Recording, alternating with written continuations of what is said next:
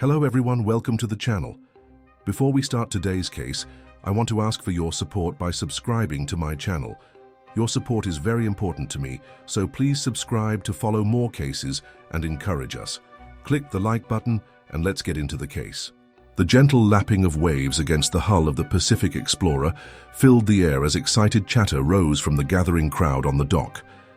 Vancouver's misty morning air carried the scent of salt and seaweed, invigorating the group of tourists eagerly awaiting their whale-watching adventure. Among them stood Mark Thompson, a middle-aged accountant from Iowa, his camera hanging heavily around his neck. Next to him, his wife Linda clutched a guidebook, her eyes sparkling with anticipation. "Can you believe it, Mark? We're finally going to see orcas in the wild." Mark smiled, squeezing her hand. "I know, honey. It's been on your bucket list for years." As they chatted, a tall, lean woman with sun-weathered skin and piercing blue eyes strode confidently down the dock. Her long, salt-and-pepper hair was tied back in a neat ponytail, and she wore a crisp blue uniform adorned with patches, indicating her rank. "Good morning, folks," her voice rang out, clear and authoritative. "I'm Captain Sarah Miller, and I'll be your guide on this beautiful day out on the Strait of Georgia." The crowd fell silent, all eyes turning to the charismatic captain. She smiled warmly, her gaze sweeping over the group. "Before we board, I'd like to go over a few safety protocols and give you a brief overview of what we might expect to see today." As Captain Miller began her briefing, a young boy of about 10 tugged at his mother's sleeve. "Mom," he whispered loudly, "do you think we'll see the big one like in the movie?" His mother, a petite woman with kind eyes, smiled down at him. "I don't know, Tim, but I'm sure whatever we see will be amazing." Captain Miller overheard and addressed Tim directly. "What's your name, young man?" "Tim," he replied shyly. "Well, Tim," Captain Miller said, kneeling to meet his eye level, "orcas are incredible creatures, but they're not quite like what you see in the movies. They're wild animals, and we need to respect their space. But I promise you, seeing them in their natural habitat is far more exciting than any movie." Tim's eyes widened with wonder, and he nodded solemnly. Standing back up, Captain Miller continued her briefing. "And now, folks, it's crucial that we all understand and follow the guidelines set by the Marine Mammal Protection Act. We'll be maintaining a distance of at least 200 yards from any orcas we encounter. This is for both their safety and ours."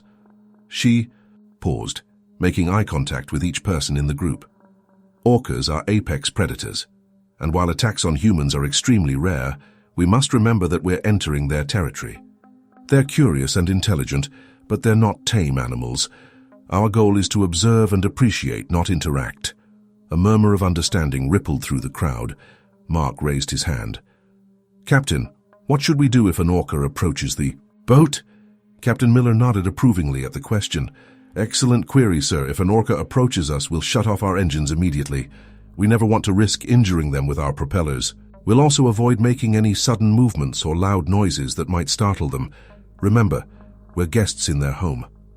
As she finished the briefing, Captain Miller gestured toward the Pacific Explorer. The sleek 40-foot vessel gleamed in the morning sun, its white hull contrasting sharply with the deep blue of the Pacific. "All right, folks, let's board and start our adventure." The tourists filed onto the boat, finding seats along the railings or in the covered cabin area. Mark and Linda chose spots near the bow, cameras at the ready. Tim and his mother, Susan, settled nearby, the boy's eyes darting everywhere, taking in every detail of the boat. As the last passenger boarded, Captain Miller took her place at the helm. Her first mate, a stocky man named Jake, began untying the mooring lines. The gentle purr of the engines filled the air as Captain Miller skillfully maneuvered the Pacific Explorer away from the dock. As they pulled out of the harbor, the anticipation among the passengers was palpable. Conversations buzzed with excitement, punctuated by the occasional click of a camera as people captured the receding coastline. "Ladies and gentlemen," Captain Miller's voice came over the PA system, "we're now heading out into the Strait of Georgia. This area is known for its rich marine life, including several pods of resident orcas. Keep your eyes peeled for dorsal fins breaking the surface or the distinctive black and white coloration in the water." For the next hour, the boat cruised through the strait, the passengers' eyes scanning the horizon. Occasionally, Captain Miller would point out other marine life, a group of playful sea lions, a majestic bald eagle soaring overhead, or a harbor, seal popping its head above the waves. As they ventured further from the coast, the water became choppier. Some passengers retreated to the cabin, but most remained on deck, unwilling to miss a moment of potential orca sightings. Suddenly, a cry went up from the port side. "Look! Over there!" All heads turned. In the distance, a tall, black dorsal fin sliced through the water, followed by another and another. A ripple of excitement coursed through the boat. "Excellent spot," Captain Miller's voice boomed. "Ladies and gentlemen, we have a pod of orcas at 10 o'clock. I'm going to slowly maneuver us for a better view, but remember, we'll maintain our distance." As the boat drew closer, gasps of awe filled the air. The orcas were now clearly visible, their massive black and white bodies gracefully cutting through the waves, dorsal fins standing tall. "Oh, Mark, they're beautiful," Linda whispered. Her voice choked with emotion as she snapped picture after picture. Tim was practically vibrating with excitement. "Mom, look, that one's huge." He pointed to a large male orca, its 6-foot dorsal, fin unmistakable. Susan smiled at her son's enthusiasm, but couldn't shake a nagging feeling of unease. The orcas seemed to be moving with purpose, and as she watched, she noticed more fins appearing in the distance. Captain Miller's voice crackled over the PA again, a note of concern evident. "Folks, it appears we've encountered a larger pod than initially thought. I'm going to hold our position here to avoid getting too close." But even as she spoke, the orcas changed direction, now swimming directly towards the boat with surprising speed. The atmosphere on the Pacific Explorer shifted, excitement giving way to a ripple of nervous tension. Mark lowered his camera, frowning. "They're coming awfully close, aren't they?" Linda nodded, her earlier joy now tinged with apprehension. "Maybe they're just curious." Suddenly, a massive orca breached just yards from the boat, its enormous body clearing the water entirely, before crashing back down with a thunderous splash. Screams of surprise and fear erupted from the passengers as the boat rocked violently. In the resulting waves, "Everyone please remain calm and seated," Captain Miller's voice rang out, steady despite the situation. "I'm going to start the engines and move us away slowly." The reassuring hum of the engines filled the air, but it was short-lived. There was a sputtering sound followed by silence. Captain Miller tried again, but the engines refused to start. A heavy silence fell over the boat, broken only by the sound of water lapping against the hull and the increasingly loud exhalations of the approaching orcas. The pod had fully surrounded. The vessel now, their dorsal fins circling like sharks, their powerful bodies occasionally brushing against the hull. Tim's earlier excitement had transformed into terror. He clung to his mother, his small body trembling. "Mom, I'm scared," he whimpered. Susan held him close, her own heart racing. "It's okay, sweetie. The captain knows what she's doing. We'll be fine." But as she looked around at the pale, frightened faces of her fellow passengers and the grim expression on Captain Miller's face, Susan couldn't quite convince herself of her own words. The Pacific Explorer, once a vessel of adventure and discovery, now felt disconcertingly small and vulnerable, adrift in a sea that suddenly seemed very big and very dangerous. As the orcas continued their ominous circling, the tourists on board, the Pacific Explorer, found themselves unwilling participants in a situation that was rapidly spiraling beyond anyone's control. What had started as a dream excursion was swiftly becoming a nightmare, with the very creatures they had come to admire now a source of growing terror. The atmosphere on the Pacific Explorer grew increasingly tense as the pod of orcas continued to circle the vessel. Captain Sarah Miller's voice, usually steady and reassuring, now carried an edge of concern as she addressed the passengers over the PA system. "Ladies and gentlemen, please remain calm and seated. We're experiencing some unexpected behavior from the orcas. I assure you this is highly unusual." Despite her words, panic began to spread among the tourists. Linda clutched Mark's arm, her knuckles white. "Mark, what's happening? Why are they acting like this?" Mark shook his head, his earlier excitement replaced by a growing sense of unease. "I don't know, honey. Maybe they're just curious." But even as he spoke, his eyes tracked the massive dorsal fins cutting through the water with an unsettling purpose. The orca's behavior seemed far from mere curiosity. On the other side of the deck, Tim pressed closer to his mother, Susan. His earlier enthusiasm had vanished, replaced by wide-eyed fear. "Mum, are we in danger?" he whispered. Susan stroked his hair, trying to keep her own voice steady. "No, sweetie. The captain knows what she's doing. We'll be fine." But as she looked around at the pale, frightened faces of her fellow passengers, Susan couldn't quite convince herself of her own words. The Pacific Explorer, once a vessel of adventure and discovery, now felt disconcertingly small and vulnerable. "Captain," Miller's voice crackled over the PA system once more. "Folks, I'm going to try to restart the engines. When I do, please hold on to something secure. We may experience some sudden movement." A tense silence fell over the boat, broken only by the sound of water lapping against the hull and the increasingly loud exhalations of the approaching orcas. The pod had fully surrounded the vessel now, their dorsal fins circling like sharks, their powerful bodies occasionally brushing against the hull. Suddenly, an enormous male orca breached just yards from the starboard side.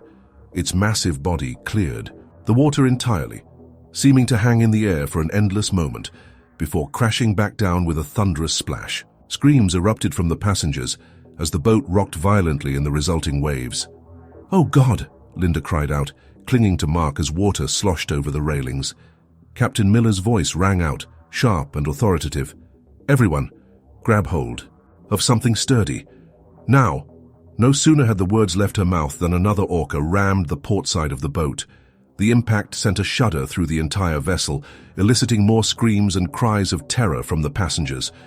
In the chaos, Tim lost his grip on his mother's hand. He stumbled, thrown off balance by the violent motion of the boat. Susan reached for him, but another sudden lurch sent the boy tumbling towards the railing. "Tim!" Susan screamed, lunging for her son. But it was too late. Tim's small body hit the railing and in a heart-stopping moment flipped over the side. His terrified cry was cut short as he plunged into the churning waters below. "Man overboard!" The shout came from somewhere on the deck, quickly followed by Captain Miller's voice over the PA. "Everyone stay where you are. Do not attempt to go after him." Susan's anguished screams filled the air as she fought against Mark and Linda, who were holding her back from jumping in after her son. "My baby." "Oh God, Tim! Tim!" Captain Miller burst out of the wheelhouse, her face grim but determined. "Jake," she called to her first mate, "get the rescue boat ready, now." As Jake scrambled to prepare the small inflatable rescue craft, Captain Miller addressed the terrified passengers. "I need everyone to remain calm and stay seated. We have protocols for this situation. We will get the boy back." But even as she spoke, her eyes scanned the churning waters around the boat. The orcas were still circling, their massive bodies visible just beneath the surface, and somewhere in that maelstrom of black and white was a small, terrified boy. Tim broke the surface with a gasping cry, his arms flailing as he struggled to stay afloat. The cold water shocked his system, making it hard to think, hard to breathe. He could hear his mother's screams from the boat, could see the looming shape of the Pacific Explorer not far away, but between him and safety were the sleek, powerful forms of the orcas. One of the smaller orcas glided closer to Tim, its curiosity seemingly piqued by this new element in its environment. The boy froze in terror as the creature's massive eye regarded him, intelligent and inscrutable. On the boat, Captain Miller and Jake had managed to lower the rescue craft. "I'm going in," Miller announced, strapping on a life vest. "Captain, you can't," Jake protested. "It's too dangerous with the orcas."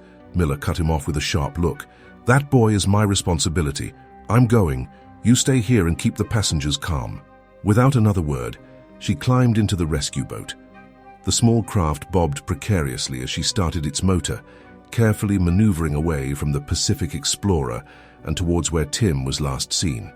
Back on the main vessel, the passengers watched in horrified fascination.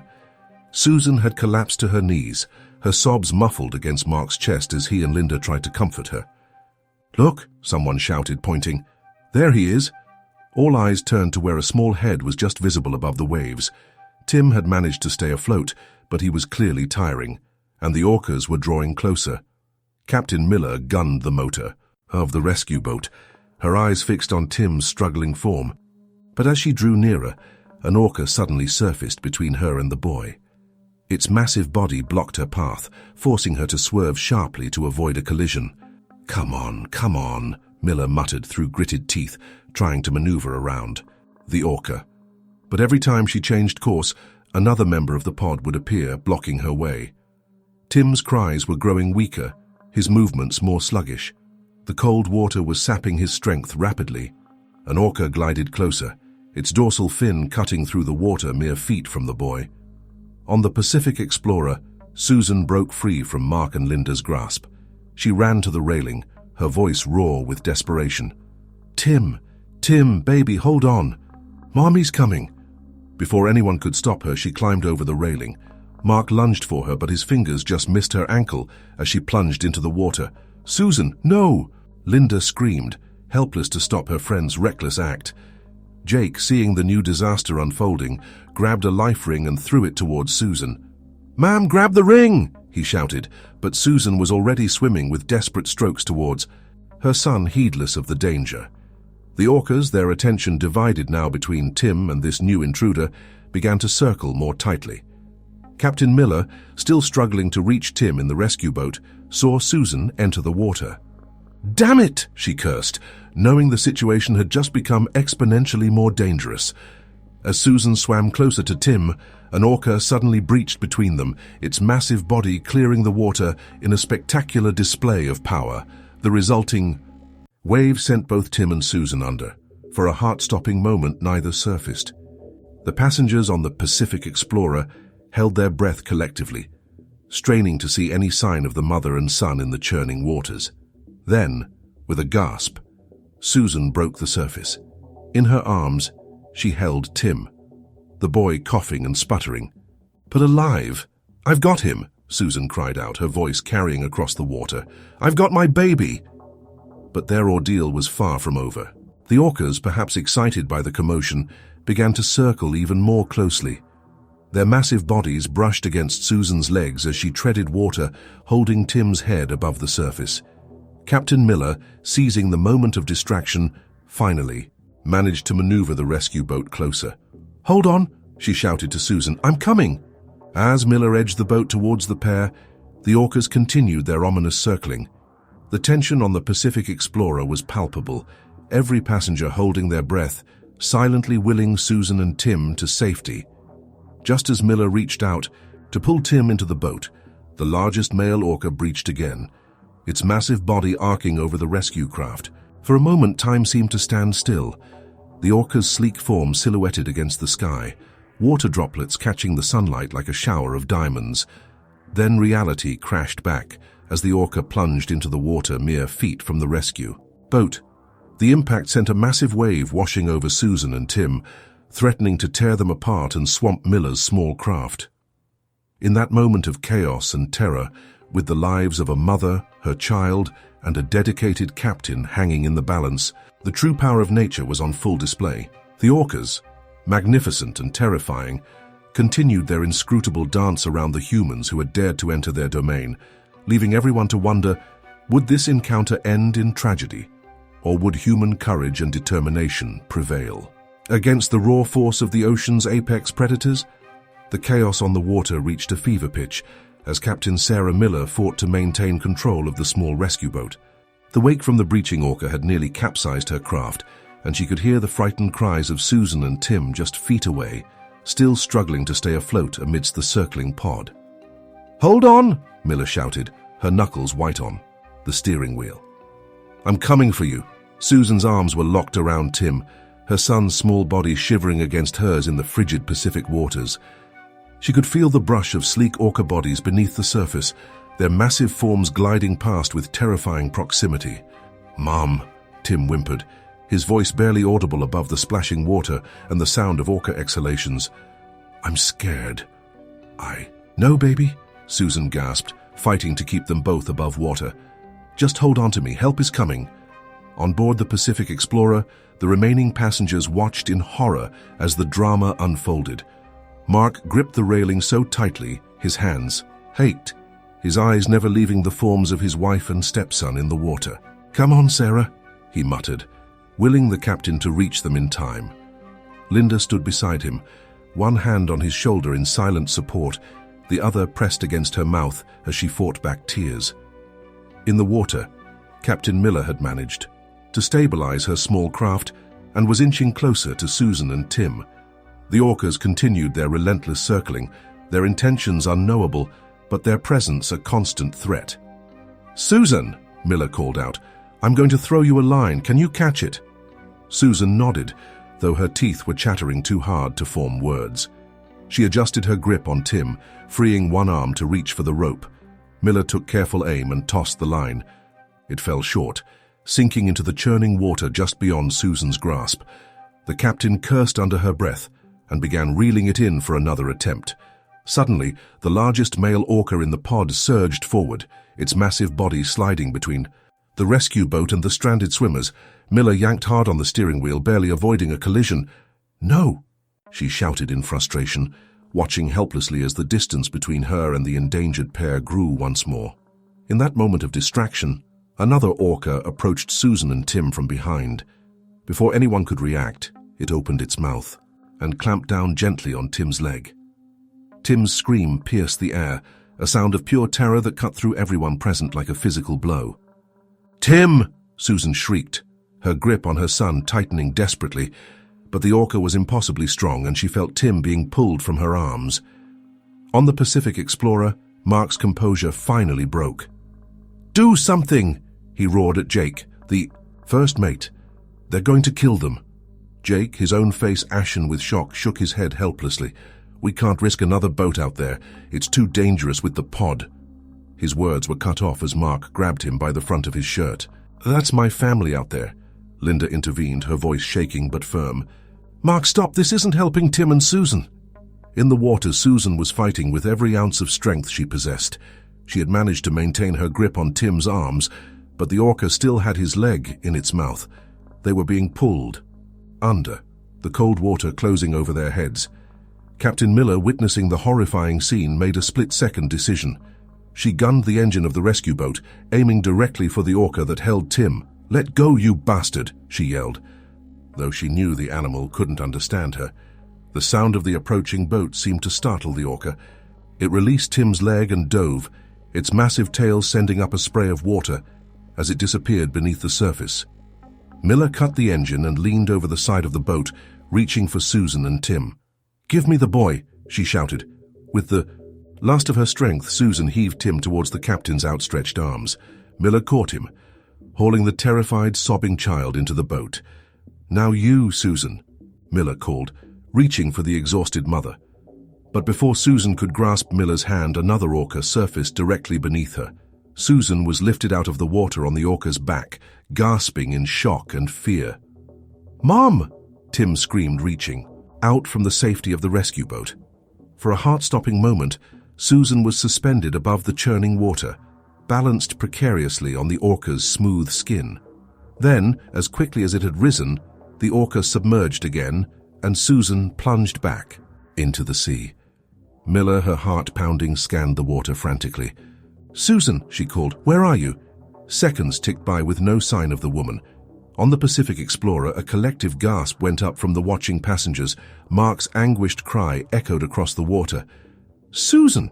Just when it seemed all hope was lost, Susan's head broke the surface several yards away from the rescue boat. She gasped for air, clearly disoriented and struggling to stay afloat. Miller didn't hesitate. She started the engine once more, carefully maneuvering towards Susan while keeping a wary eye on the circling orcas. "Hold on, Susan," she called. "I'm coming." As Miller drew closer, she could see that Susan was fading fast. The cold and exertion had taken their toll, and the woman's movements were becoming sluggish. In a desperate bid to reach her, Miller edged the boat as close as she dared. She leaned out, stretching her arm to its limit. "Susan, grab my hand." Susan's eyes, glazed with exhaustion, focused on Miller. With what seemed like monumental effort, she raised her arm. Their fingers touched, slipped, then locked together. Miller pulled with all her might, dragging Susan's waterlogged form towards the boat. "I've got you," Miller grunted, hauling Susan over the side. "You're safe now." As Susan collapsed into the bottom of the rescue boat next to Tim, the orcas suddenly seemed to lose interest. Their tight circles widened, and they began to move away from the small craft. Miller, her breath coming in ragged gasps, looked around in disbelief. The immediate danger appeared to be passing, but she knew they weren't out of the woods yet. "Hold on, you two," she said to Susan and Tim. "We're going back to the ship." As Miller steered the rescue boat back towards the Pacific Explorer, a cheer went up from the watching passengers. Mark, his face streaked with tears of relief, waved frantically. "They're okay," he shouted, turning to embrace Linda. "They made it." Jake, the first mate, was already preparing to help bring the rescue boat alongside. As they drew near, he called down to Miller. "Captain, are they injured?" Miller glanced at her passengers. Tim was clinging to his mother, his face buried in her shoulder. Susan's arms were wrapped protectively around him, her eyes closed in exhaustion. Tim's leg was in an orca's mouth, Miller reported. "It doesn't look too bad, but he'll need medical attention." Susan's exhausted but seems otherwise unharmed. As the rescue boat was secured and its occupants helped aboard the Pacific Explorer, a sense of stunned relief settled over the ship.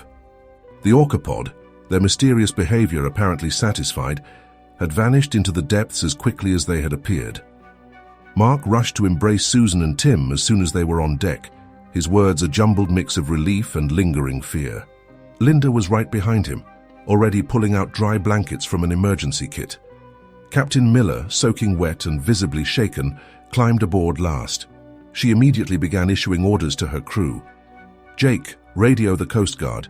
We need medical evacuation for the boy, and get us back to port immediately."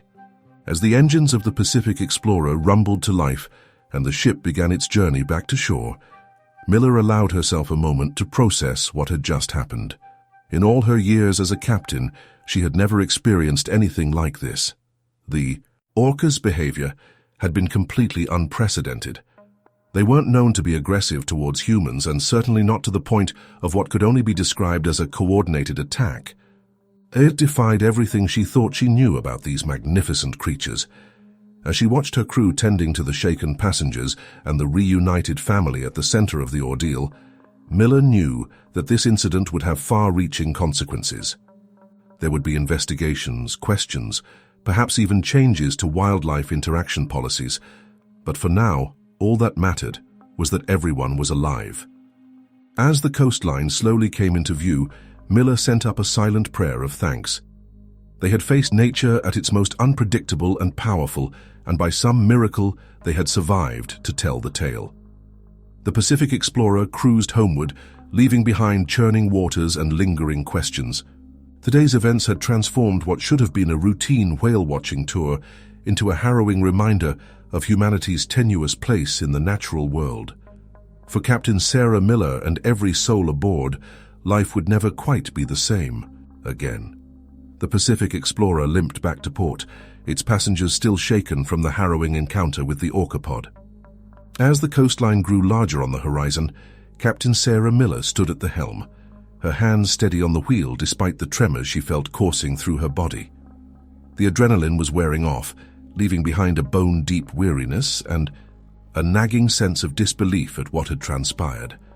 On the main deck, Susan cradled Tim in her arms, both of them wrapped in thick blankets provided by the crew. Mark sat beside them, his arm protectively around his wife's shoulders, while Linda hovered nearby, her face etched with concern. "How's his leg?" Mark asked softly, nodding towards Tim.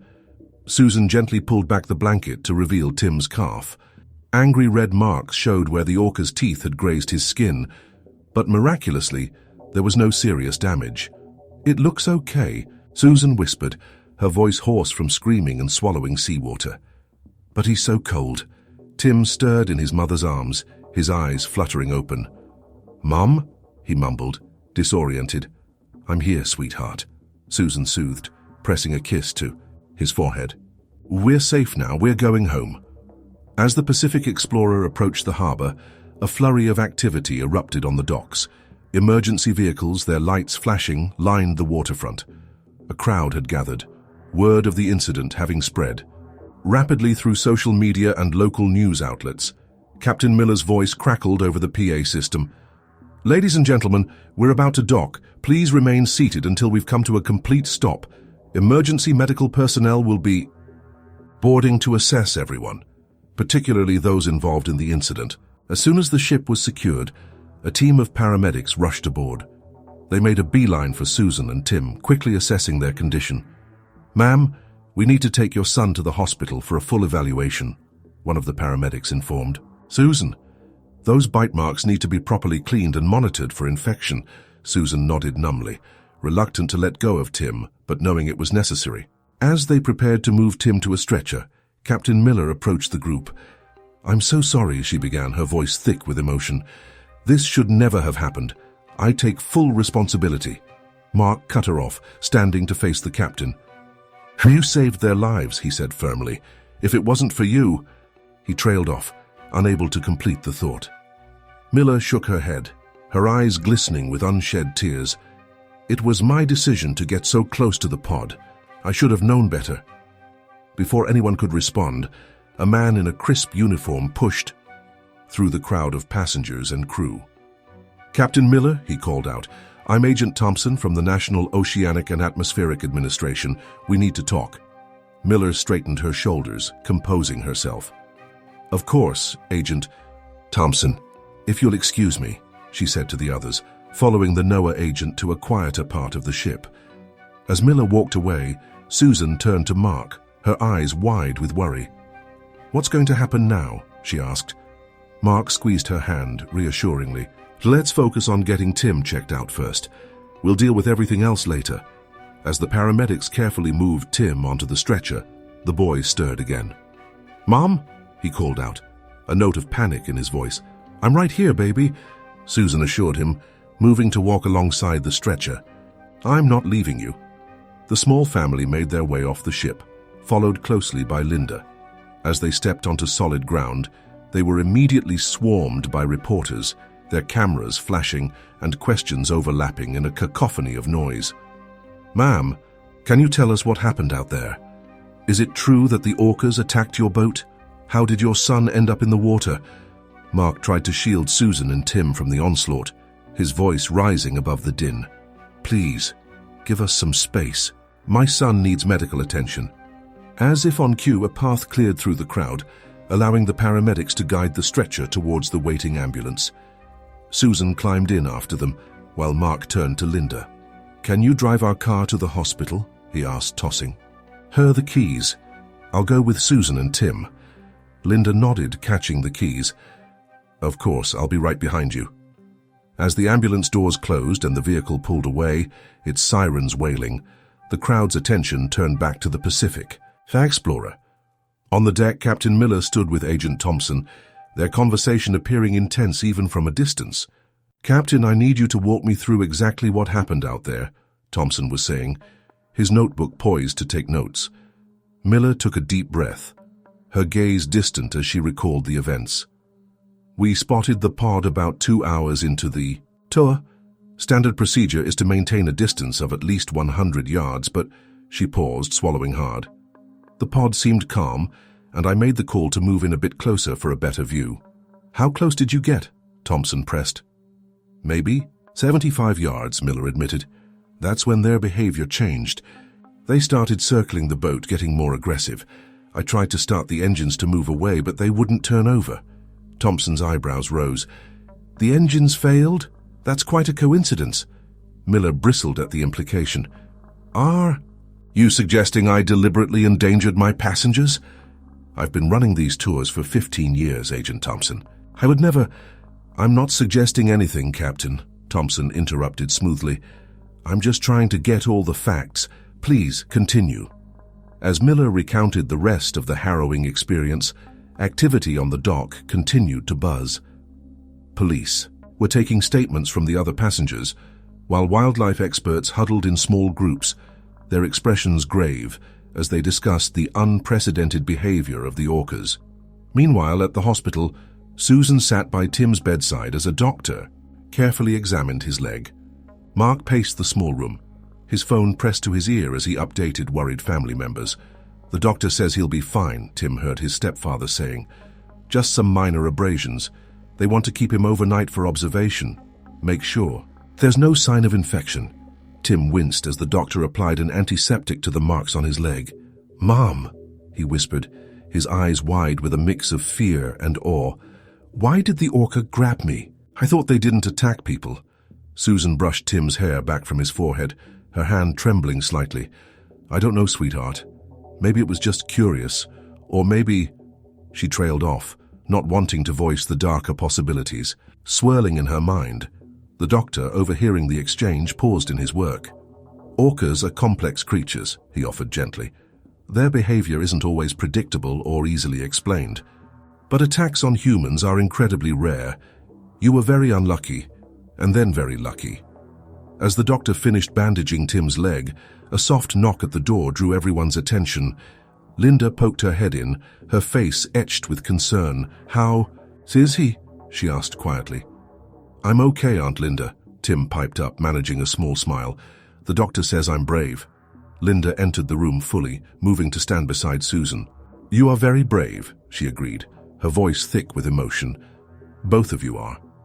As the group settled into a somber silence, broken only by the beeping of hospital machines and the distant sounds of the busy emergency room, the weight of the day's events seemed to press down on them all. Back at the dock, Captain Miller concluded her statement to Agent Thompson. The NOAA agent closed his notebook, his expression unreadable. Thank you, Captain. We'll be conducting a full investigation, of course. The behavior you've described is highly unusual, to say the least. We'll need to review all your equipment, interview your crew and passengers, and analyze any photo or video footage from the tour. Miller nodded wearily. Of course, whatever you need. As Thompson walked away, Miller turned to face the Pacific Explorer. The ship that had been her second home for so many years now seemed somehow tainted, a reminder of how quickly things could go wrong on the unpredictable sea. A junior crew member approached hesitantly. Captain, there are more reporters asking for a statement and the company lawyers are on the phone. Miller closed her eyes briefly, steeling herself for the long night ahead. The ocean had always been her life, her passion. But today, it had nearly taken everything from her. As she prepared to face the barrage of questions and accusations, she couldn't help but wonder if she would ever look at the sea or the magnificent creatures that called it home the same way again. The sun was setting over the harbor, painting the sky in hues of orange and pink. But for those involved in the day's terrifying events, the beauty went unnoticed. In hospital rooms and police stations, on docks and in living rooms glued to news reports, people grappled with the shocking reminder of nature's power and unpredictability. The orca encounter off the coast of British Columbia would be a day long remembered, its repercussions echoing far beyond the churning waters where it all began. The following days unfolded in a blur of hospital visits, police interviews, and media frenzy. Tim's story had captured the public's imagination, turning the young boy into an unwitting celebrity. News vans camped outside the hospital, their satellite dishes reaching skyward like metal trees in an urban jungle. Inside Tim's hospital room, Susan sat by her son's bedside, dark circles under her eyes betraying her exhaustion. Mark had stepped out to grab some coffee, leaving mother and son alone for a moment. Mom, Tim said, his voice small in the sterile room. When can we go home? Susan forced a smile, running her hand through Tim's hair. Soon, sweetheart. The doctors just want to make sure you're completely okay. As if on cue, Dr. Patel entered the room, clipboard in hand. Good news, he announced with a warm smile. All your tests have come back clear, Tim. No signs of infection, and the wounds are healing nicely. I think we can discharge you today. Tim's face lit up, but Susan's expression remained guarded. Are you sure? She asked. What about psychological effects? He's been having nightmares. Dr. Patel nodded understandingly. That's to be expected after such a traumatic event. I'm recommending that Tim see a child psychologist to help process what happened. But physically, he's doing remarkably well. As the doctor continued explaining Tim's care instructions, Mark returned with 2 steaming cups of coffee. He caught the tail end of the conversation and broke into a relieved smile. That's great news. Ready to go home, champ? Tim nodded eagerly, but Susan couldn't shake her unease. The thought of leaving the safety of the hospital, of facing the outside world and its probing questions, filled her with dread. Meanwhile, across town at the Vancouver Police Department, Captain Sarah Miller sat in an interrogation room, feeling more like a criminal than a rescuer. Detective Jameson, a stern-faced woman with salt and pepper hair, sat across from her, a thick file open on the table between them. "Let's go over this one more time, Captain Miller," Jameson said, her tone clipped. "You say the ORCA's behavior was unprecedented, but your decision to move closer to the pod was within normal parameters." Miller sighed, rubbing her temples. "As I've stated multiple times, Detective, I've been running these tours for 15 years. I know these waters. I know these animals. What happened that day, it wasn't normal. It wasn't anything I've ever seen or heard of before." Jameson leaned forward, her eyes narrowing. "And yet you put your passengers in danger by approaching too closely." "I followed all safety protocols," Miller insisted, her frustration mounting. "The distance we maintained was still well within the legal limit. There was no way to predict that wild animals might behave unpredictably," Jameson interrupted sharply. Before Miller could respond, there was a knock at the door. A young officer poked his head in. "Detective, there's someone here from NOAA. Says he needs to speak with you urgently." Jameson frowned but nodded. "We'll continue this later, Captain. Don't leave town."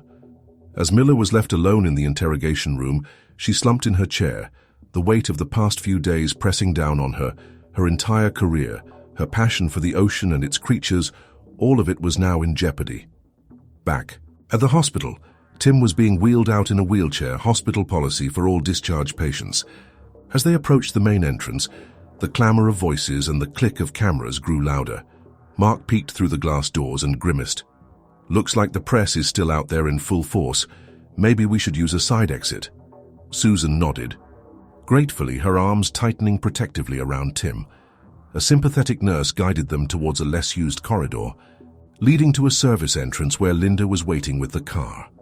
As they helped Tim into the back seat, a determined reporter managed to spot them, rushing over with a microphone thrust forward. "Tim, Susan, how does it feel to have survived such a close encounter? Do you blame the tour company for what happened?" Mark stepped between the reporter and the car, his voice low and threatening. "Back off now!" The reporter opened his mouth to protest, but thought better of it when he saw the look in Mark's eyes. As they drove away, Tim pressed his face against the window, watching the crowd of reporters recede into the distance. "Why do they care so much?" he asked, confusion evident in his voice. Linda, sitting in the front passenger seat, turned to face him.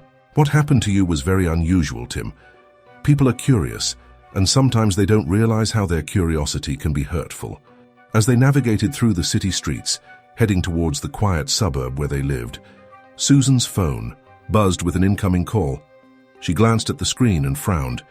"It's Agent Thompson from NOAA," she told Mark. Answering the call, Susan listened intently for a few moments before her eyes widened in surprise. "You want us to what?" "I see. Yes, we'll consider it. Thank you." She ended the call, looking shell-shocked. "What is it?" Mark asked, glancing at her in the rear-view mirror. Susan took a deep breath. "They want us to participate in a press conference, all of us, including Captain Miller. They say it's important to get ahead of the story, to prevent misinformation from spreading." The car fell silent as the implications of this request sank in. Tim, picking up on the tension, spoke up. "Do we have to? I don't want to talk about it anymore." Susan reached back to squeeze her son's hand. "No, sweetheart. You don't have to do anything you don't want to. We'll figure this out."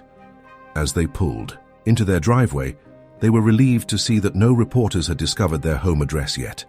The familiar sight of their modest two-story house, with its well-tended garden and Tim's bicycle leaning against the porch, brought a sense of normalcy that they had been craving. Inside, as Linda busied herself making tea in the kitchen, the others gathered in the living room. Tim curled up on the couch, looking small and vulnerable. Susan sat beside him, while Mark paced the room, running his hands through his hair in frustration. "I don't like this," he said. "Hasn't Tim been through enough? Why can't they just leave us alone?" Susan sighed, her exhaustion evident. "I understand why Noah thinks it's important. There's already so much speculation out there. If we don't speak up, who knows what kind of stories people will invent." "But is that our responsibility?" Mark countered. "We're the victims here. We don't owe anyone an explanation."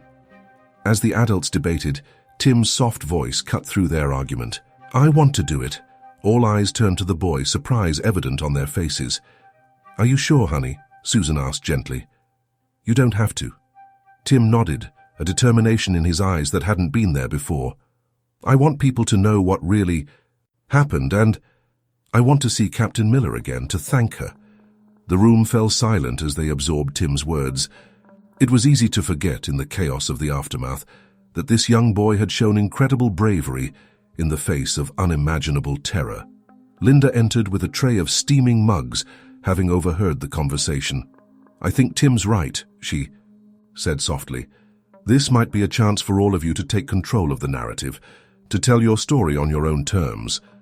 Mark looked like he wanted to argue further, but seeing the resolve on Tim's face, he relented. All right, he said, his voice gruff with emotion. If this is what you want, Tim, we'll do it. But at the first sign that it's too much for you, we're out of there. Deal? Tim managed a small smile. Deal. As the family settled in for their first night at home since the incident, the air was thick with unspoken fears and uncertainties. The press conference loomed on the horizon, a daunting challenge that would force them to relive the terrifying moments on the Pacific Explorer. Across town in her small apartment overlooking the harbor, Captain Sarah Miller stood at the window staring out at the dark waters. The call from Noah about the press conference had left her with mixed emotions. Part of her dreaded facing the public, knowing that many blamed her for what had happened, but another part recognized the opportunity to set the record straight, to defend her actions, and perhaps salvage what was left of her career. As the city settled into the quiet of night, 5 lives remained intertwined by the events of that fateful day. Tim, Susan, Mark, Linda, and Sarah, each grappling with their own fears and doubts, yet bound together by an experience that had forever changed them. The orcas that had caused such terror were now long gone, vanished into the vast expanse of the Pacific. But their impact lingered, a stark reminder of the wild and unpredictable nature of the world beyond human control. As sleep finally claimed the exhausted survivors, the ocean continued its eternal rhythm, indifferent to the turmoil it had caused, holding its secrets in its fathomless depths. The day of the press conference dawned bright and clear, a stark contrast to the turbulent emotions swirling within those preparing to face the public. At the Thompson household, tension hung in the air like a heavy fog as the family went through their morning routine. Tim sat at the kitchen table, pushing his cereal around the bowl without eating. Susan watched him with concern, dark circles under her eyes betraying another restless night. You don't have to do this, sweetheart, she said softly, reaching out to brush a strand of hair from his forehead. We can still call it off. Tim looked up, his young face set with determination that seemed beyond his years. No, Mom, I want to. People need to know what really happened. Mark entered the kitchen, adjusting his tie. He'd opted for a suit, wanting to present a strong, composed front to the media. How are we doing in here, Tor? He asked, his forced cheerfulness not quite masking his own anxiety. We're okay, Susan replied, offering a weak smile. Just nervous. Mark nodded, understanding etched in the lines of his face. He knelt beside Tim's chair, placing a hand on the boy's shoulder. Remember, champ, if at any point you want to leave, just give me the signal we talked about. No one will think any less of you. Tim nodded solemnly. I know, Dad, I'll be brave. The use of Dad instead of Mark didn't go unnoticed. Mark's eyes glistened briefly before he cleared his throat and stood. Well then, let's get this show on the road. As they prepared to leave, Linda arrived, having offered to drive them to the conference center. Her calm presence was a balm to their frayed nerves. You all look great, she said warmly, giving each of them a reassuring hug. Remember, you're the heroes in this story. Hold your heads high. Across town, Captain Sarah Miller was going through her own preparations. She stood before her bathroom mirror, scrutinizing her reflection. She'd chosen her formal captain's uniform, complete with hat and insignia. It felt like armor, a reminder of her years of experience and dedication. A knock at her door startled her from her thoughts. Opening it, she found Jake, her first mate, standing there with a supportive smile. Thought you could use a friendly face, he said, holding up a paper bag. I brought bagels. Sarah felt a rush of gratitude for her loyal crew member. Jake, you're a lifesaver. Come in. As they sat at a small kitchen table, Jake watched her, with concern. "How are you holding up, Cap?" Sarah sighed, running a hand through her hair. "Honestly, I'm terrified. My whole career, my reputation, it's all on the line today." Jake leaned forward, his voice firm. "You did everything right that day, Sarah. You saved lives. Don't let them make you doubt yourself." She nodded, grateful for his unwavering support. "Thanks, Jake. I just hope the public sees it that way." As the morning wore on, the conference center became a hive of activity. News vans lined the street, their satellite dishes reaching skyward. Inside, technicians scurried about, setting up microphones and adjusting lighting. Agent Thompson from NOAA stood at the podium, doing a final sound check. His calm demeanor belied the significance of the event he was about to oversee. This wasn't just about one incident. It had the potential to impact wildlife tourism and marine biology research for years to come. As the clock ticked closer to the appointed hour, the main players in this drama converged on the center. The Thompson family arrived first, ushered in through a side entrance to avoid the press gathered out front. They were led to a small waiting room where Tim immediately gravitated to the window, staring out at the bustling scene below. Susan approached him, placing a gentle hand on his back. "How are you feeling, sweetheart?" Tim turned to her, his eyes wide but steady. "I'm okay, Mom. Just thinking about that day. About the orcas." Susan felt a chill run down her spine at the mention of the creatures that had nearly taken her son from her. But before she could respond, the door opened and Captain Sarah Miller was shown in. There was a moment of tense silence as Sarah locked eyes with the family she had both endangered and saved. Then, to everyone's surprise, Tim broke away from his mother and approached the captain. "Thank you," he said simply, his voice clear and strong, "for saving us." Sarah felt tears prick at the corners of her eyes. She knelt down to Tim's level, her voice thick with emotion. "You're very welcome, Tim. You were so brave out there." The ice broken, the adults in the room seemed to collectively exhale. Mark stepped forward, extending his hand to Sarah. "We never got a chance to properly thank you, Captain. What you did out there, we'll never forget it." Sarah shook his hand firmly, relief washing over her. "I'm just glad I was able to help. I wish I could have prevented it from happening in the first place." Susan joined them, her eyes meeting Sarah's. There was a moment of understanding between the two women, a shared experience of terror and triumph that words couldn't fully express. The moment was interrupted by Agent Thompson entering the room. "It's time," he said, his tone professional, but not unkind. "Are you all ready?" As they filed out of the room and towards the conference hall, Sarah fell into step beside Susan. "Mrs. Thompson," she said quietly, "I want you to know how sorry I am for what happened. If there's anything I can ever do—" Susan turned to her, her expression softening. "You've already done it, Captain. You brought my son back to me. That's all that matters now." They entered the conference hall to a barrage of camera flashes and a wall of noise. The long table at the front was set with nameplates. Tim Thompson, Susan Thompson, Mark Thompson, Captain Sarah Miller, and Agent Daniel Thompson of NOAA. As they took their seats, the cacophony died down to a tense murmur. Agent Thompson approached the podium, his voice ringing out clear and authoritative. "Good morning. We're here today to address the events that occurred during a whale-watching tour off the coast of British Columbia 5 days ago. We'll hear from those directly involved and then open the floor for questions. I ask that you remain respectful and allow our speakers to share their experiences without interruption." He nodded to Sarah, indicating she should begin. Taking a deep breath, she leaned towards the microphone. "My name is Captain Sarah Miller. I've been running whale-watching tours for 15 years, and I've never experienced anything like what happened that day." She paused, gathering her thoughts. "The orcas' behavior was unprecedented. In all my years on the water, I've never seen them act aggressively towards a boat or its passengers." As Sarah recounted the events, her voice steady despite the emotion behind her words, Tim listened intently. He found himself reliving those terrifying moments, the sudden lurch of the boat, the icy shock of the water, the overwhelming fear, as he saw the massive orca approaching him. When it was his turn to speak, Tim's voice quavered slightly but grew stronger as he continued. "I was scared," he admitted, "really scared.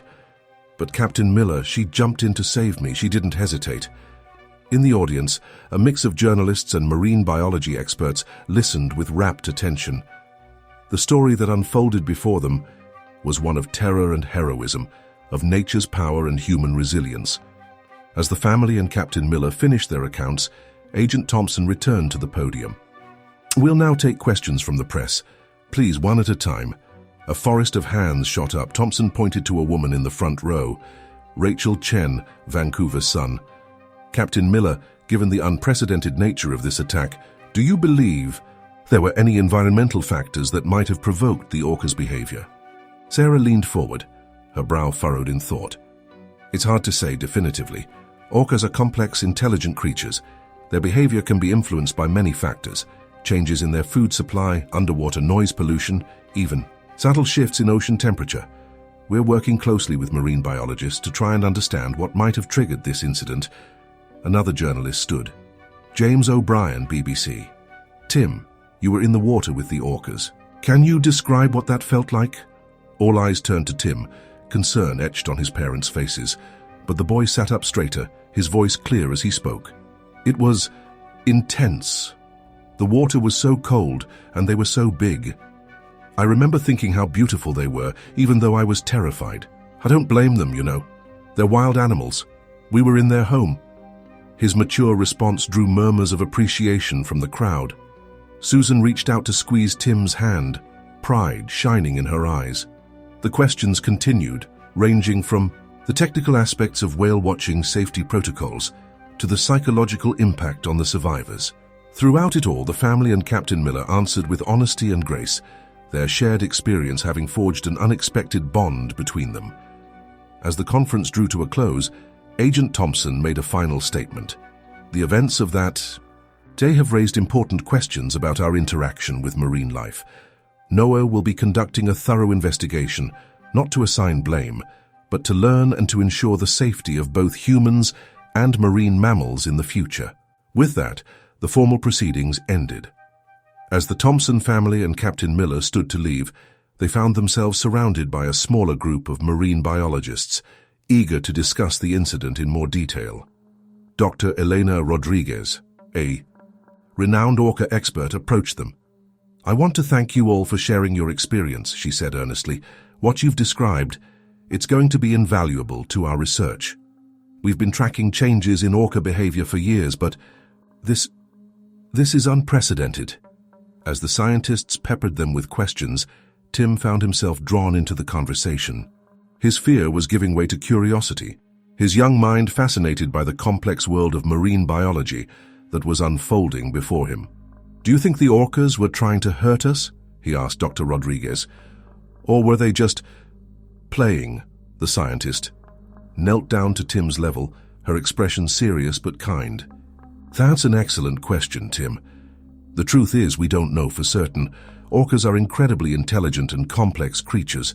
Their behavior can be influenced by so many factors that we're only beginning to understand. What happened to you was extremely rare, and it's going to take a lot of study to figure out why it occurred." As the day wore on and the crowd finally began to disperse, the Thompson family found themselves lingering, deep in conversation with Captain Miller and the marine biologists. The terror of their experience was slowly being transformed into something else, a deep respect for the ocean and its inhabitants, and a burning curiosity to understand more.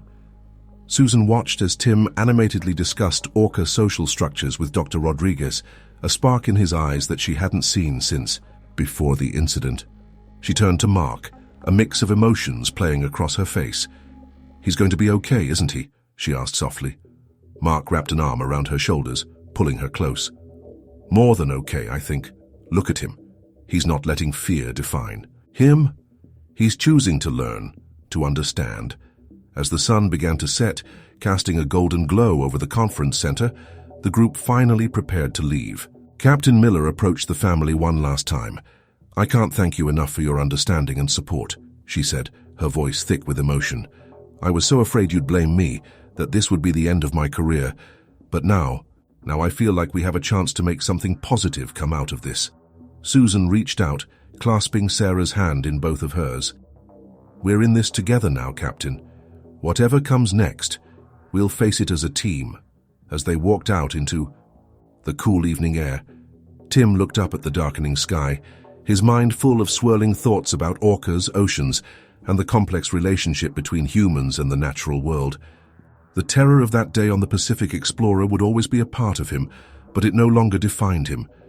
Instead, it had opened up a whole new world of wonder and possibility. The orca encounter had changed their lives forever, but as they headed home that evening, there was a sense that perhaps, just perhaps, it had changed them for the better.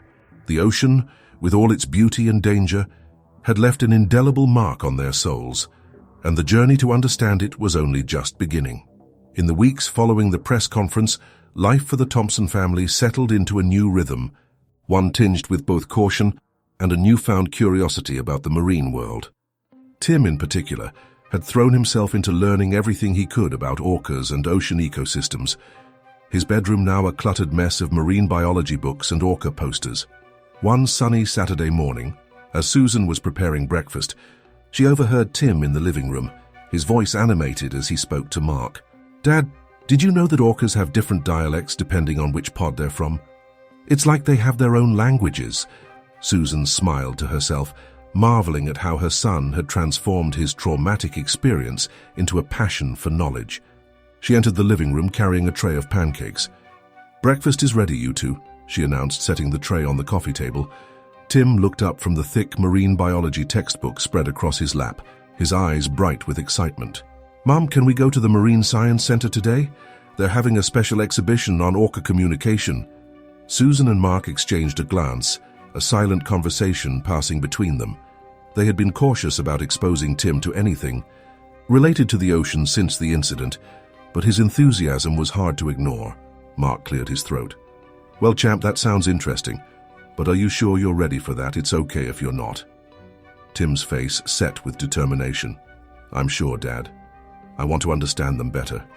Maybe if we all understood them better, what happened to us wouldn't happen to anyone else." Susan felt a swell of pride at her son's words. "All right then," she said, ruffling Tim's hair affectionately. "Let's finish breakfast and head to the Science Center." As they prepared to leave, Susan's phone buzzed with an incoming call. She glanced at the screen and was surprised to see Captain Sarah Miller's name. "Hello, Sarah," she answered, a note of concern in her voice. "Is everything all right?" "Hi, Susan," Sarah's voice came through, sounding hesitant. "I hope I'm not interrupting anything. I wanted to let you know that the investigation results are in. NOSA wants to hold another press conference next week to discuss the findings." Susan felt a knot form in her stomach. "Oh, I see. And what did they find?" There was a pause on the other end of the line. "They're not blaming anyone, if that's what you're worried about. But they've made some interesting discoveries about changes in orca behavior patterns. They want us all there for the announcement." After ending the call, Susan relayed the information to Mark and Tim. To her surprise, Tim's eyes lit up with excitement. "Can we go?" he asked eagerly. "Maybe they've figured out why the orcas acted that way." Mark raised an eyebrow. "You really want to go back there, Tim? After everything?" Tim nodded vigorously. "Yeah, I do. I'm not scared anymore, Dad. I want to know more." As they drove to the Marine Science Center, Susan couldn't help but marvel at her son's resilience. The boy who had been terrified of even the sight of water a few weeks ago was now eagerly anticipating learning more about the very creatures that had nearly taken his life. The Science Center was buzzing with activity when they arrived. Families and school groups milled about, examining exhibits on ocean life and marine conservation. Tim led the way to the Orca Communication exhibition, his eyes wide with wonder, as he took in the interactive displays and informative panels. As they stood listening to a recording of orca vocalizations, a familiar voice caught their attention. Well, if it isn't the Thompsons, they turned to see Dr. Elena Rodriguez, the marine biologist from the press conference, approaching with a warm smile. "Dr. Rodriguez!" Tim exclaimed, his face lighting up. "Are you here for the exhibition too?" The scientist nodded, her eyes twinkling. "Indeed I am, Tim. And please, call me Elena. It's wonderful to see you all here. How are you finding the exhibition?" As E. Tim launched into an enthusiastic recap of everything he'd learned so far. Susan pulled Mark aside. "I'm going to tell Elena about the upcoming press conference," she murmured. "Maybe she can give us some insight into what to expect." Mark nodded, watching as Tim animatedly discussed ORCA pod structures with the patient scientist. When Susan mentioned the impending announcement, Elena's expression turned serious. "Ah, yes," she said, lowering her voice. "I've been consulting with NOAA on their findings. It's quite remarkable, actually. We've discovered some significant changes in ORCA behavior patterns over the past few years. Your experience, while tragic, has provided valuable data that's helping us understand these changes." Susan felt a mix of emotions at Elena's words. Pride that their ordeal might contribute to scientific understanding, but also a lingering fear of the unknown. Is it likely to happen again?" she asked hesitantly. Elena shook her head. "It's extremely unlikely. What happened to you was a perfect storm of factors, but understanding those factors is crucial for preventing any future incidents and for protecting both humans and orcas." As they continued through the exhibition, Tim's excitement was infectious.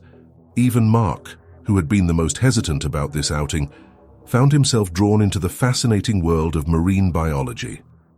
At one point, they stopped in front of a life-sized model of an orca. Tim stood next to it, his small frame dwarfed by the massive replica. "It's so big," he whispered, a hint of his old fear creeping into his voice. Susan knelt beside him, placing a comforting hand on his shoulder. "It is," she agreed. "But remember, Tim, size doesn't always equal danger. These are intelligent, complex creatures. What happened that day? It wasn't about them being monsters." Tim nodded slowly, reaching out to touch the model's smooth flank. "I know, Mum. They were probably just as scared as we were."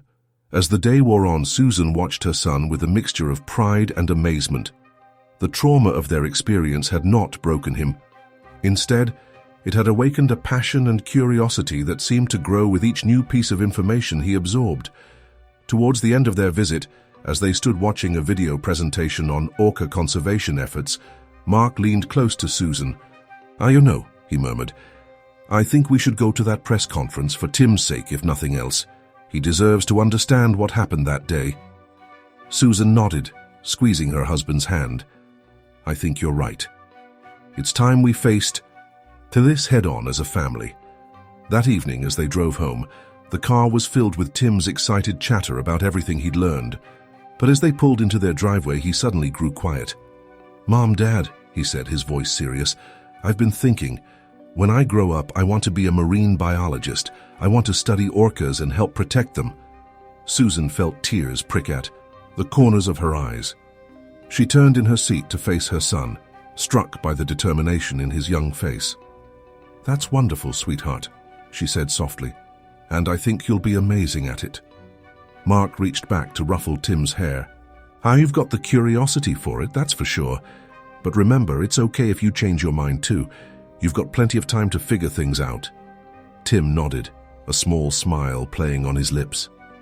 "I know, but right now, this feels right. I want to understand them, not fear them." As they entered the house, Susan's phone buzzed with a text from Captain Sarah Miller. "Just heard from Noah," the message read. "Press conference is set for next Wednesday at 10 a.m. Will you be there?" Susan showed the message to Mark, who nodded his agreement. She quickly typed out a reply. "We'll be there. All of us. It's time. We got some answers." As she hit send, Susan felt a sense of closure approaching. Whatever the investigation had uncovered, whatever challenges lay ahead, they would face them together. The orca encounter had changed their lives irrevocably, but as she watched Tim settling down with yet another marine biology book, she realized that change wasn't always a bad thing. The ocean, with all its mystery and power, had become an unexpected catalyst for growth and understanding. As the sun set outside their window, painting the sky in hues of orange and pink, Susan allowed herself to feel a glimmer of hope for the future, a future where fear could be transformed into knowledge and tragedy into purpose. The day of the NOAA press conference arrived with a sense of anticipation and nervous energy. The Thompson family rose early, each lost in their own thoughts about what the day might bring. Tim, usually bubbling with questions and marine facts, was uncharacteristically quiet as he picked at his breakfast. Susan noticed her son's subdued demeanor and placed a gentle hand on his shoulder. "Are you okay, sweetheart? It's all right if you've changed your mind about going." Tim looked up, his eyes filled with a mixture of determination and apprehension.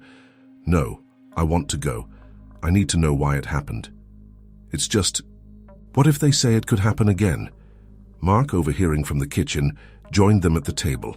"Then we'll deal with that information together, champ. Remember, knowledge is power.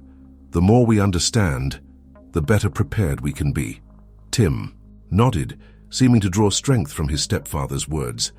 "You're right, Dad, I'm ready." As they drove to the conference center, the city seemed to hold its breath. News vans lined the streets, and a crowd had already gathered outside the building. Susan felt a flutter of anxiety in her stomach as she saw the mass of reporters and curious onlookers. "Quite a turnout," Mark muttered, navigating through the throng to the private parking area they'd been directed to. As they exited the car, a familiar figure approached, Captain Sarah Miller, looking sharp in her formal uniform, but with worry lines etched around her eyes. "Good morning," she greeted them, her voice tight with tension. "I'm glad you could make it. How are you holding up, Tim?" Tim offered a small smile. "I'm okay, Captain. A little nervous, but okay." Sarah knelt down to his level, her expression softening. "That's understandable, but remember, you're one of the bravest people I know. We'll get through this together." As they made their way inside, they were met by Agent Thompson from NOAA, who ushered them into a private room adjacent to the main conference hall. "We'll begin in about 15 minutes, he informed them. "Dr. Rodriguez will present the findings, and then we'll open the floor for questions. Are you all prepared for that?"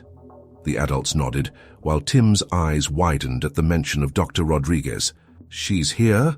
he asked eagerly. As if on cue, the door opened and Elena Rodriguez entered, her face lighting up at the sight of Tim. "Hello, everyone. Tim, it's wonderful to see you again." While Tim engaged Dr. Rodriguez in an animated conversation about recent ORCA sightings, Susan pulled Agent Thompson aside. "What can we expect from this announcement?" she asked in a low voice. "Is it bad news?" Thompson's expression was carefully neutral.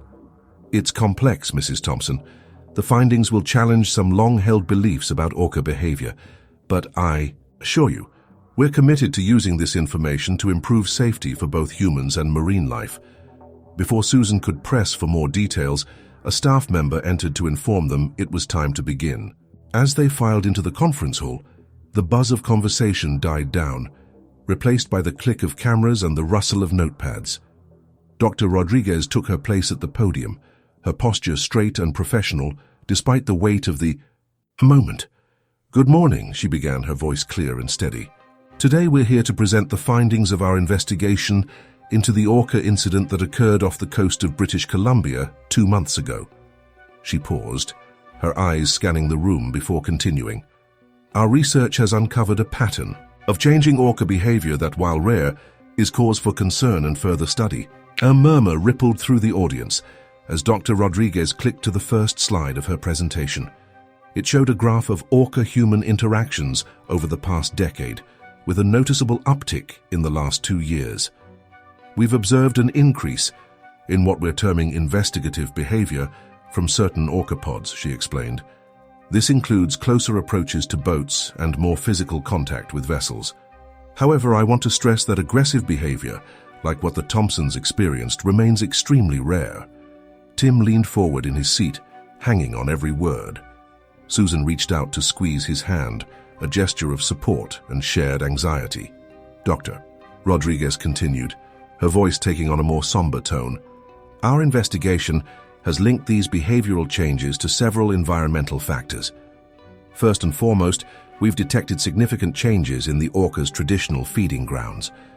The next slide showed a map of the Pacific Northwest coastline, with areas highlighted in red. Overfishing and climate change have led to a depletion of the orca's primary food sources in these regions. This has forced them to expand their hunting grounds, bringing them into more frequent contact with human activity. A ripple of discomfort passed through the audience.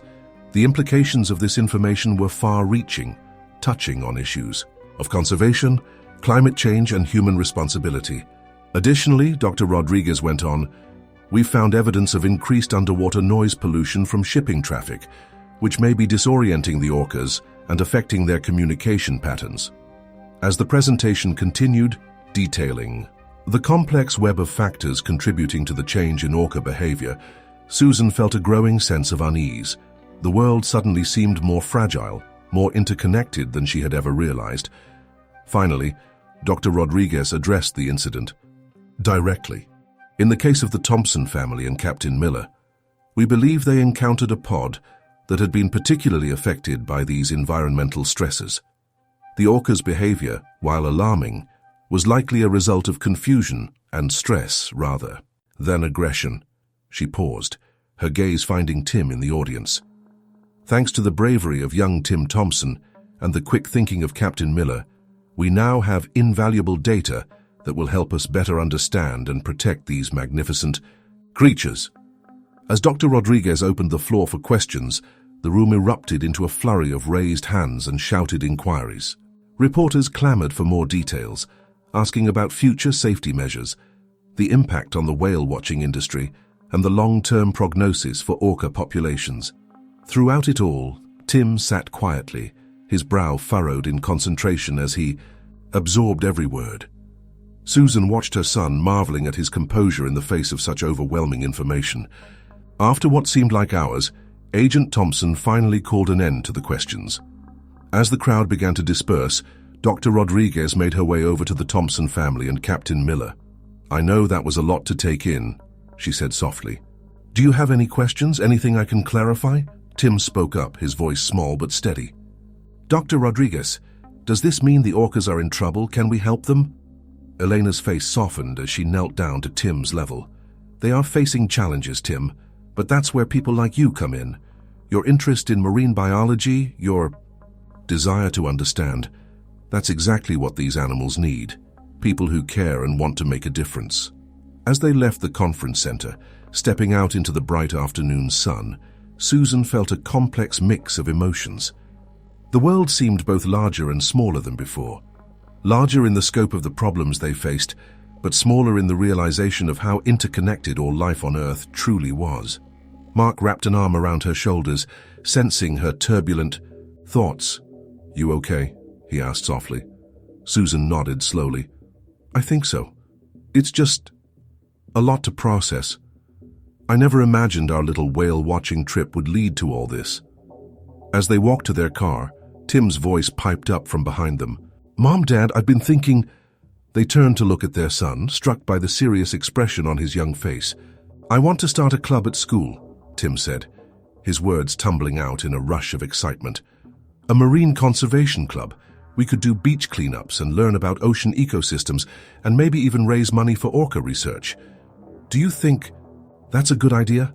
Susan felt tears prick at the corners of her eyes, overwhelmed by her son's resilience and compassion. "Oh, Tim," she said, pulling him into a tight hug. "I think that's a wonderful idea." Mark ruffled Tim's hair affectionately. "Count me in, champ. We'll help you get it set up." As they drove home, the car filled with Tim's excited chatter about his plans for the club.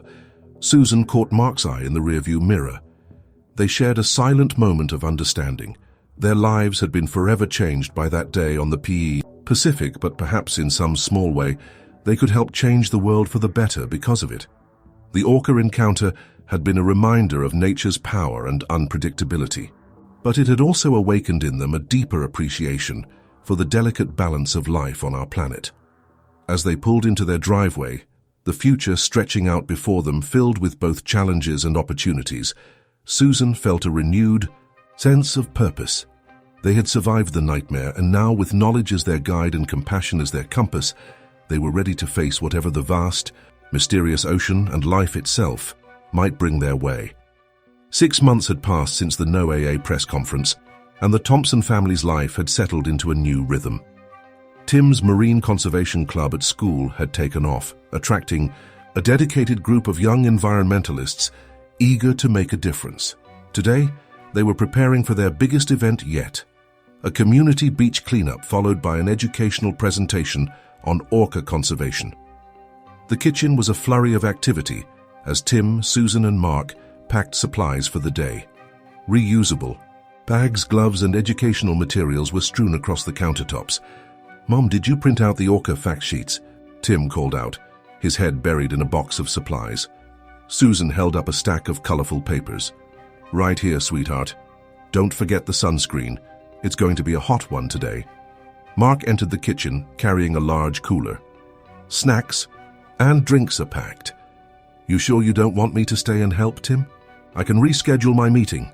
Tim shook his head, a determined look on his face. "Thanks, Dad, but I've got this. You've helped me prepare for weeks. It's time for me to take the lead." Susan and Mark exchanged a proud glance. Their son had come, so far from the terrified boy who'd been pulled from the Pacific months ago.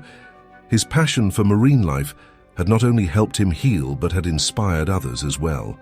As they loaded the car, a familiar voice called out from across the street, "Need an extra pair of hands?"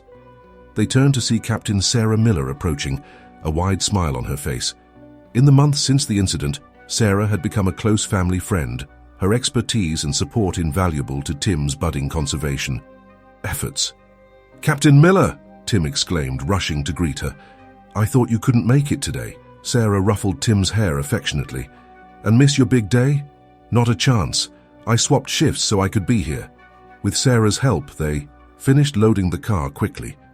As they drove to the beach, Tim's excitement was palpable. He rattled off facts about marine pollution and its impact on orcas, barely pausing for breath. "Did you know that over 8 million tons of plastic enter our oceans every year?" he said, his eyes wide.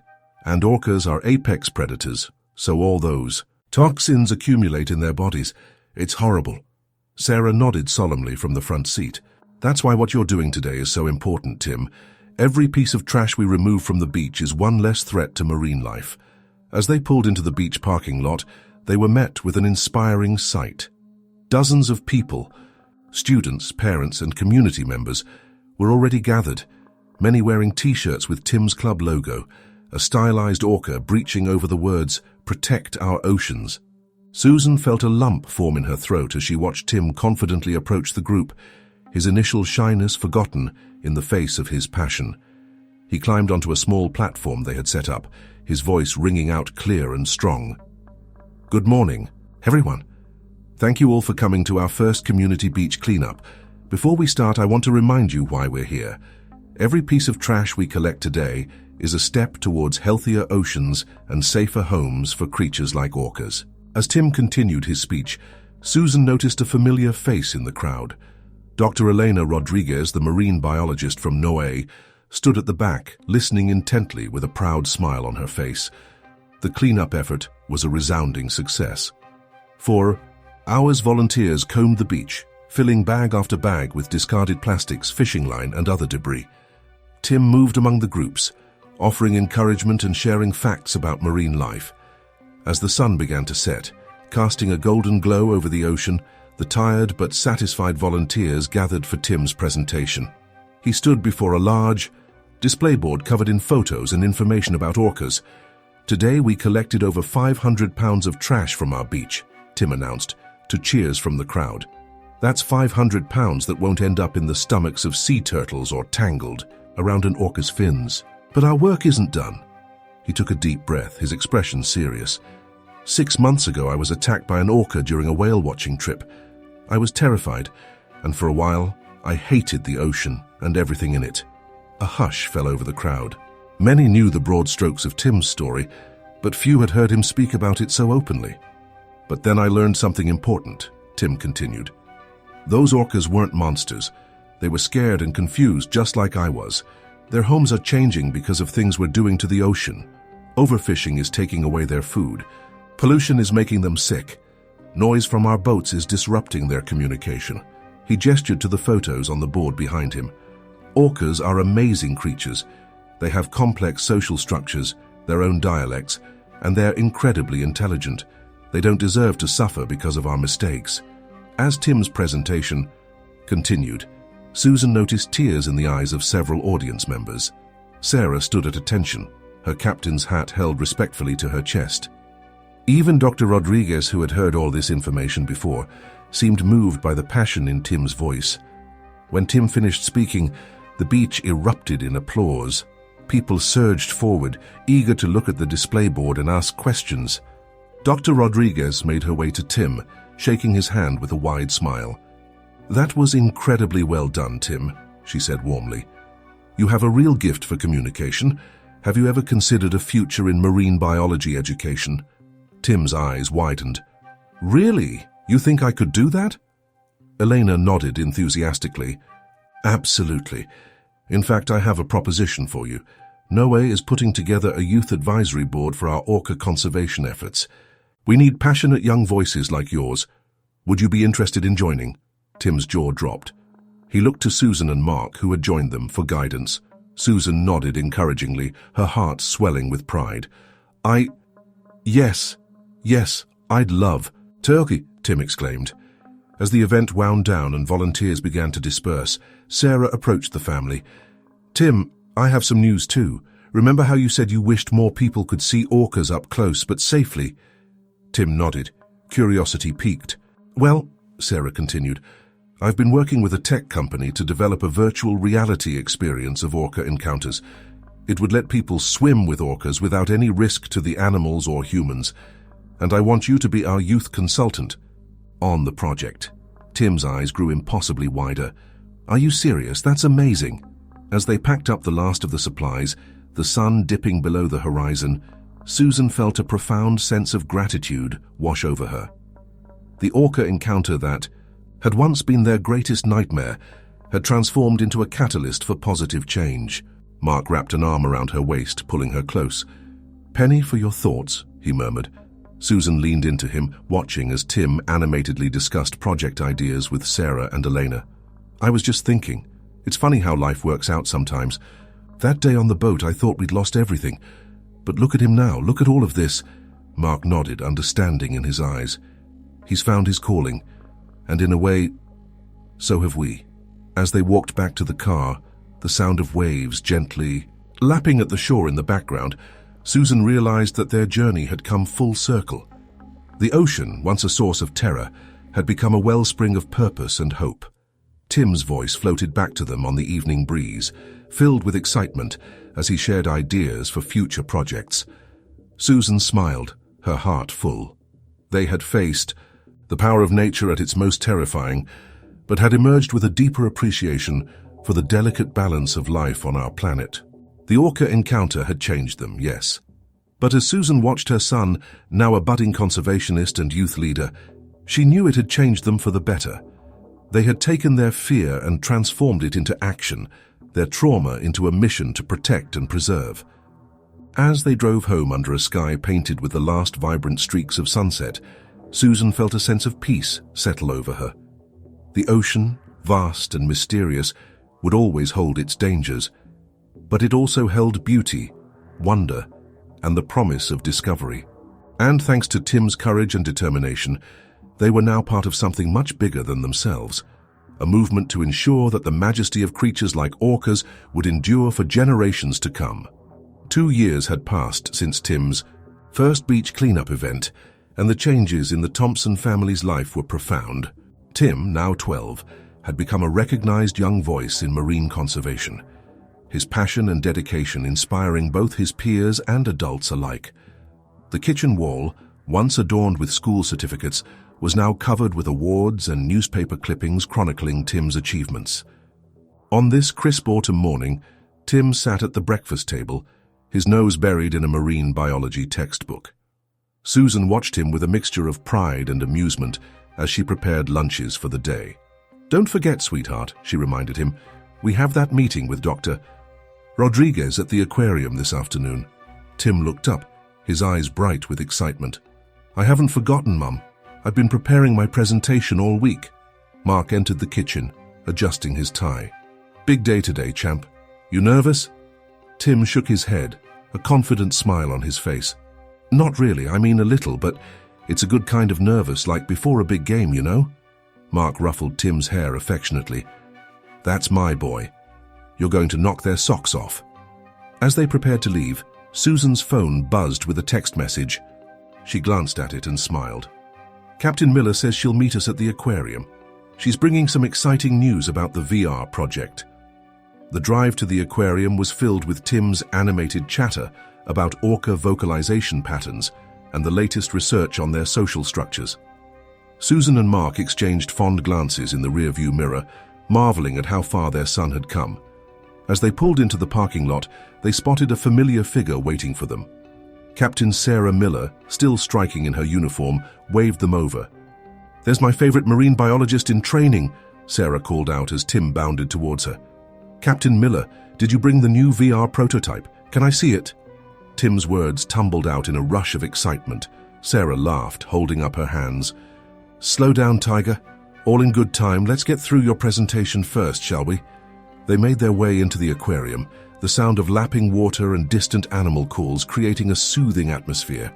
Dr. Elena Rodriguez met them in the conference room, her face lighting up at the sight of Tim. "Tim, so good to see you," she greeted warmly. "Are you ready to share your findings with the board?" Tim nodded eagerly, pulling out a USB drive from his backpack. "I've got everything right here, Dr. Rodriguez. I think you're going to be really interested in what I've discovered about the correlation between shipping routes and changes in orca feeding patterns." As Tim set up his presentation, Susan felt a familiar mix of pride and disbelief wash over her. 2 years ago, the very thought of orcas had terrified her son. Now, here he was, presenting original research to some of the top marine biologists in the country. The conference room slowly filled with NOAA officials, marine biologists, and conservation experts. Tim stood at the front, looking small but determined behind the podium. "Good afternoon, everyone," he began, his voice clear and confident. "Today I'd like to present my findings on the impact of increased shipping traffic on orca feeding behaviors in the Salish Sea." For the next 20 minutes, Tim held the room captivated. He explained his methodology, presented data visualizations, and drew connections that had some of the seasoned researchers nodding appreciatively. Susan could hardly believe this poised, articulate presenter was the same boy who'd once trembled at the mere mention of the ocean. As Tim concluded his presentation, the room erupted in applause. Dr. Rodriguez stepped forward, beaming with pride. "Thank you, Tim. That was truly impressive work," she said, addressing both Tim and the assembled experts. "I think we can all agree that Tim's research provides valuable insights into the challenges facing our orca populations." The meeting transitioned into a discussion of potential conservation strategies, with Tim actively participating, offering suggestions and asking insightful questions. Susan watched in awe as her son held his own among adults with decades of experience in the field. As the meeting wound down, Captain Miller cleared her throat. "If I may, I have an announcement that I think will interest everyone here, especially young Tim." All eyes turned to Sarah as she produced a sleek virtual reality headset from her bag. "As some of you know, we've been developing a VR experience to allow people to safely swim with orcas. Well, I'm pleased to announce that the project has received full funding, and we're ready to roll out a pilot program in schools across the Pacific Northwest." Excited murmurs filled the room. Tim's eyes were wide with anticipation. Sarah continued, a smile playing on her lips. "And, in recognition of his contributions to the project and his ongoing dedication to orca conservation, we'd like Tim to be our youth ambassador for the program." Tim's jaw dropped. He looked to his parents, who nodded encouragingly, then back to Sarah. "Me? Really? I don't know what to say." Dr. Rodriguez stepped in, placing a hand on Tim's shoulder. "Say yes, Tim. Your passion and knowledge make you the perfect candidate to inspire other young people to care about marine conservation." Tim's face broke into a wide grin. "Then yes, absolutely yes." As the meeting adjourned and people began to file out, offering congratulations to Tim as they passed, Susan found herself blinking back tears. Mark squeezed her hand, understanding in his eyes. "It's something, isn't it?" he said softly. "To think how far we've come." Susan nodded, watching as Tim animatedly discussed the VR project with Sarah and Eleanor. "I keep thinking back to that day on the boat, how terrified we all were, and now our son is helping to change the world," Mark finished for her. As they prepared to leave, Dr. Rodriguez approached them. "I hope you know how extraordinary your son is," she said warmly. "His work is already making a real difference in our understanding of orca behavior and the challenges they face." Susan felt a swell of emotion. "Thank you, Dr. Rodriguez, for everything you've done for Tim, for believing in him." Elena shook her head, smiling. "Tim did all the hard work. We just gave him the opportunity to shine." As they walked out of the aquarium, the late afternoon sun casting long shadows across the parking lot, Tim was practically bouncing with excitement. "Can you believe it, Mum? Dad, I'm going to be an ambassador. I'll get to travel to schools and teach kids about orcas and ocean conservation." Mark laughed, draping an arm across Tim's shoulders. "We're so proud of you, champ. You've worked incredibly hard for this." They paused by the car, the sound of waves crashing on the nearby shore filling the air. Susan took a deep breath, savoring the salty tang of the ocean breeze. The sound that had once filled her with dread now brought a sense of peace and purpose. "Tim," she said softly, drawing her son's attention, "I want you to know something. What happened to us 2 years ago, it was terrifying. For a while I thought I'd never be able to look at the ocean the same way again." Tim nodded solemnly, remembering those difficult days. Susan continued, her voice thick with emotion. "But watching you, seeing how you've taken that experience and turned it into something so positive, you've taught me more about courage and resilience than I ever could have taught you." Tim stepped forward, wrapping his arms around his mother in a tight hug. "I couldn't have done it without you and Dad," he mumbled into her shoulder. "You guys never let me give up, even when I was scared." As they embraced, the setting sun painted the sky in brilliant hues of orange and pink, reflecting off the water in a dazzling display. The ocean stretched out before them, vast and mysterious, a reminder of both its power and its fragility. Mark joined the hug, enveloping his family in his arms. "So what's next for our resident marine biologist?" he asked, a teasing lilt in his voice. Tim pulled back, his eyes shining with determination. "Well, there's still so much work to do. We need to expand protected areas for orcas, reduce ocean pollution, address climate change," and he trailed off, then grinned. "But first, I think we should celebrate. Ice cream?" Susan laughed, feeling lighter than she had in years. "Ice cream it is, and Tim, thank you." "For what, Mum?" "For reminding us that even in the face of our greatest fears, we can find the strength to make a difference." As they drove away from the aquarium, the ocean, a glittering expanse in the rearview mirror, Susan reflected on the journey that had brought them here. The orca encounter that had once been their nightmare had transformed into a catalyst for change, not just for their family, but potentially for the future of marine conservation. Tim's voice floated from the back seat, already planning his next research project, his next presentation, his next step in the fight to protect the oceans he had grown to love. And Susan knew, with unwavering certainty, that whatever challenges lay ahead, they would face them together, with courage, with compassion, and with an unshakable commitment to the magnificent creatures that had changed their lives forever.